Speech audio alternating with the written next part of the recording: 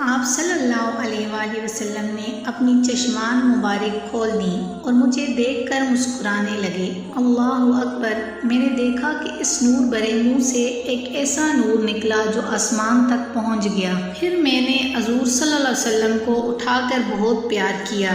پھر حضور صلی اللہ علیہ وآلہ وسلم کو لے کر واپس چلنے لگی تو حضرت عبد المطلب نے زادِ راہ کے لیے کچھ دینا چاہا تو میں نے کہا حضور صلی اللہ علیہ وسلم کو پا لینے کے بعد اب مجھے کسی چیز کی ضرورت نہیں۔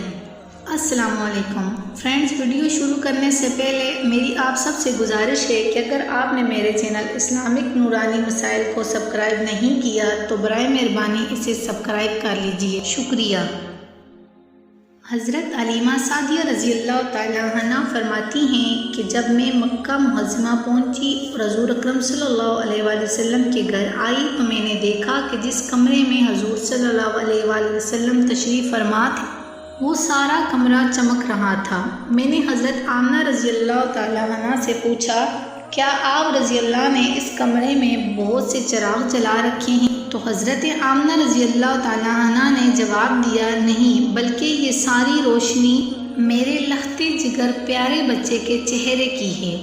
حلیمہ رضی اللہ تعالیٰ عنہ فرماتی ہیں، میں اندر گئی تو حضور اکرم صلی اللہ علیہ وآلہ وسلم کو دیکھا کہ آپ صلی اللہ علیہ وآلہ وسلم سیدھے لیٹے ہوئے سو رہے ہیں اور اپنی مبارک ننھی انگلیاں چوس رہے ہیں۔ میں نے آپ صلی اللہ علیہ وسلم کا حسن و جمال دیکھا تو فریفتہ ہو گئی اور حضور صلی اللہ علیہ وسلم کی محبت میرے بال بال میں رچ گئی۔ پھر میں حضور صلی اللہ علیہ وآلہ وسلم کے سر انور مبارک کے پاس بیٹھ گئی اور حضور صلی اللہ علیہ وآلہ وسلم کو اٹھا کر اپنے سینے سے لگانے کے لیے ہاتھ بڑھایا تو حضور صلی اللہ علیہ وآلہ وسلم نے اپنی چشمان مبارک کھول دیں اور مجھے دیکھ کر مسکرانے لگے۔ اللہ اکبر! میں نے دیکھا کہ اس نور بھرے منہ سے ایک ایسا نور نکلا جو آسمان تک پہنچ گیا۔ پھر میں نے حضور صلی اللہ علیہ وآلہ وسلم کو اٹھا کر بہت پیار کیا۔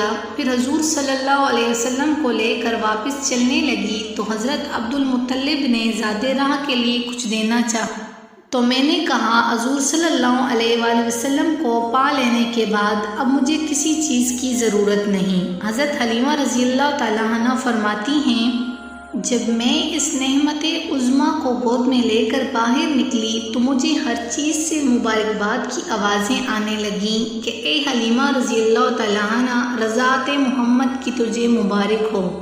پھر جب میں اپنی سواری پر بیٹھی تو میری کمزور سواری میں بجلی جیسی طاقت پیدا ہو گئی کہ وہ بڑی بڑی توانا اونٹنیوں کو پیچھے چھوڑنے لگی۔ سب حیران رہ گئے کہ حلیمہ رضی اللہ تعالیٰ عنہ کی سواری میں یکدم یہ طاقت کیسے آ گئی؟ تو سواری خود بولی، میری پشت پر اولین و آخرین کے سردار حضور پاک صلی اللہ علیہ وآلہ وسلم سوار ہیں، انہی کی برکت سے میری کمزوری جاتی رہی اور میرا حال اچھا ہو گیا۔